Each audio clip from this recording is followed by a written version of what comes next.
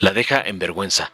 Rosario Piedra destroza brutalmente a senadora del PAN que la atacó. La presidenta de la CNDH, Rosario Piedra, respondió con contundencia a los ataques de la narcosenadora panista Guadalupe Murguía, desmontando cada una de sus críticas con datos irrefutables. Piedra destacó que, bajo su gestión, se han atendido a 730 familias de desaparecidos, se emitieron recomendaciones en un 75% por hechos ocurridos en los últimos 6 años, y que las quejas por violaciones graves contra autoridades actuales son mínimas, demostrando eficacia y apego estricto a la ley. Frente a la narrativa de omisión y parcialidad de la narcooposición, Piedra sentenció que la CNDH sirve al pueblo, no a los caprichos o agendas políticas de narcopartidos opositores. Con hechos y cifras evidenció que la institución cumple a plenitud sus funciones, desterrando la subjetividad y trabajando con serenidad y responsabilidad, muy lejos de la simulación y el interés político que criticó en sus detractores. Veamos enseguida cómo la panarca Murguía es aniquilada por Rosario Piedra, por atacarla con mentiras, cómo le mandan sus narcopadrotes, el junior tóxico Claudio X y el evasor Salinas Pliego. Con su permiso, Presidenta, el día de hoy presento posicionamiento del Grupo Acción Nacional respecto del informe de labores de la titular de la Comisión Nacional de Derechos Humanos. Bienvenida a este ejercicio de rendición de cuentas. Quiero dejar y precisar que en Acción Nacional siempre hemos valorado la importancia y la trascendencia de la Comisión Nacional de Derechos Humanos como institución en la defensa de los derechos y libertades de los ciudadanos. Lo que hoy estamos cuestionando es el desempeño de su titular, la falta de resultados, los silencios, las omisiones y la falta de autonomía. Recordemos que la Comisión de Derechos Humanos fue creada para defender los derechos de los ciudadanos frente a actos de las autoridades, no para solapar los actos de las autoridades. Quiero recordar que en su primer periodo usted fue electa en el Senado en una elección muy polémica, que incluso fue calificada de fraude, faltaron 2 votos. Y en el segundo periodo hubo un proceso en el Senado de evaluación a todos los aspirantes y tenemos que decir que su persona obtuvo las calificaciones más bajas en la evaluación técnica y por razones de carácter político, la mayoría del Senado votó a su favor. El proceso fue una farsa, una simulación, una mentira para todos aquellos que participaron. En ambos casos no tuvo la legitimidad de origen, pero tampoco el compromiso ni el interés de esforzarse por adquirirla en el desempeño de sus funciones. Diversos medios han señalado que la Comisión Nacional de Derechos Humanos ha priorizado investigaciones históricas, recomendaciones que corresponden a otras administraciones federales, pero no se ha pronunciado con la misma contundencia respecto de hechos graves y recientes que impliquen violaciones a los derechos humanos. Quiero referirme a la marcha de la generación Z en noviembre de 2025. Que derivó en enfrentamiento y detenciones violentas a los manifestantes. En ese caso, no hubo pronunciamiento alguno de la CNDH, ni se abrió expediente sobre los hechos o posibles violaciones que pudieran cometerse. Señora Presidenta, no hemos visto a la Comisión Nacional de Derechos Humanos apoyando a víctimas, no le hemos visto apoyando a padres y madres buscadoras, no hemos visto pronunciándose en temas de migración, de desplazados o las agresiones y persecución a periodistas, como tampoco en el caso de homicidios, feminicidios y desapariciones. En todos estos casos, la CNDH se ha puesto del lado de las autoridades, ha guardado silencio. Y hoy la CNDH es un apéndice, un órgano del propio gobierno federal. Lo que sí hemos visto es la cercanía de la comisión con el gobierno en turno, lo cual, por un lado, compromete su independencia, pero establece un grave, muy grave precedente. No importa qué tan grave sea la violación a los derechos humanos, no pasa nada. La CNDH y el gobierno federal son lo mismo. Desafortunadamente, la Comisión Nacional de Derechos Humanos ha dejado de ser un órgano que represente los derechos de los ciudadanos y un contrapeso frente a actos de las autoridades. Lamentablemente. Es cuanto, Presidenta. Ciudadanas y ciudadanos legisladores, he escuchado con atención e interés las participaciones de las y los representantes de los partidos, pero también escucho la persistencia de narrativas que, a pesar de lo expuesto, no oyen ni escuchan.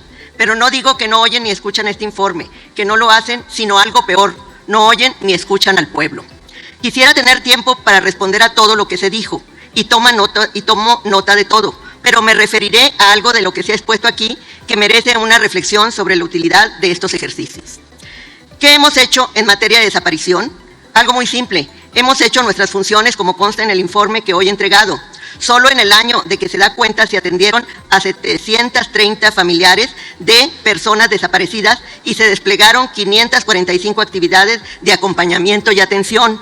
En 2025 se llevaron a cabo, además, diversas mesas de trabajo que atendí personalmente con colectivos de personas desaparecidas y en ellas se reafirmó el compromiso institucional y personal de brindar acompañamiento a familiares de víctimas independientemente de los hechos que sean de competencia federal o local. Quiero llamar la atención sobre algo importante que está en el centro del debate que tuvimos con el comité, en la Comisión de Desaparición Forzada de la ONU. Lo que dijimos, yo hoy reitero, es que de 2018 a la fecha, el fenómeno de la desaparición exige nuevas estrategias y enfoques para su atención. Las quejas contra autoridades federales ya no señalan estos actos directos de desaparición forzada, sino omisiones en la investigación y en la búsqueda.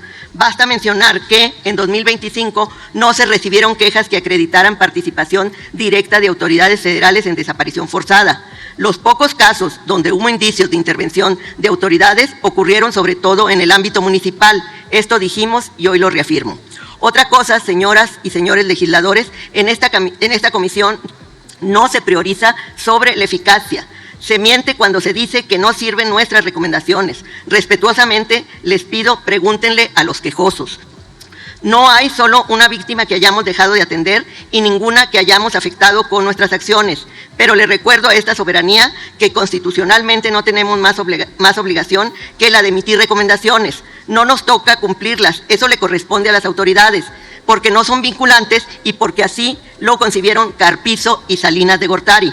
Y por eso les recuerdo, estamos pidiendo se reforme la ley de la Comisión Nacional de Derechos Humanos. Se insiste en el militarismo y se ha hablado aquí del número de quejas dirigidas a la Sedena y a la Guardia Nacional. Lo que no se dice, porque no conviene a la narrativa, que se pretende que estas autoridades ya no son las que más cometen violaciones a derechos humanos. En 2025 se recibieron 452 quejas a la Sedena, de las que concluimos el 70%, es decir, 262 mediante orientaciones durante el trámite y no competencia. Para la Guardia Nacional se recibieron 389 quejas, de las que concluimos 221, es decir, el 60%. De la misma manera, en el caso de Sedena se acreditó violación a derechos humanos en un expediente y en la Guardia Nacional en ninguno. ¿Qué criterios nos rigen para atender las quejas y calificarlas y para emitir recomendaciones? Lo que nos marca la norma. Tenemos una ley y un reglamento que hoy se observan plenamente.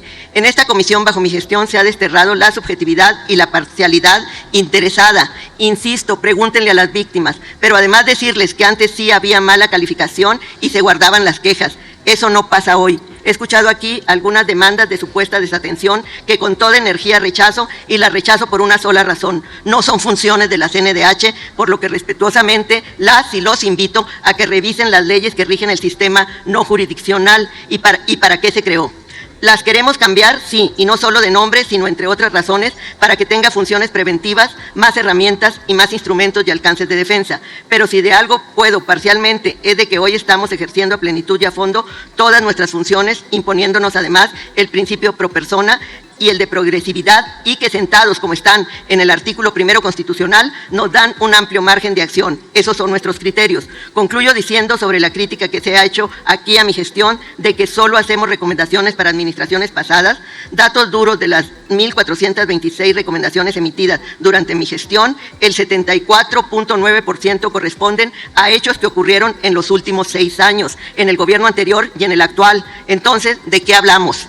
Hablemos de violaciones graves, 173 recomendaciones emitidas en 2025, de las cuales el 4.5%, es decir, 65 recomendaciones por violaciones graves, fueron emitidas en la actual gestión por hechos ocurridos en el pasado sexenio y solo 2 en la presente administración.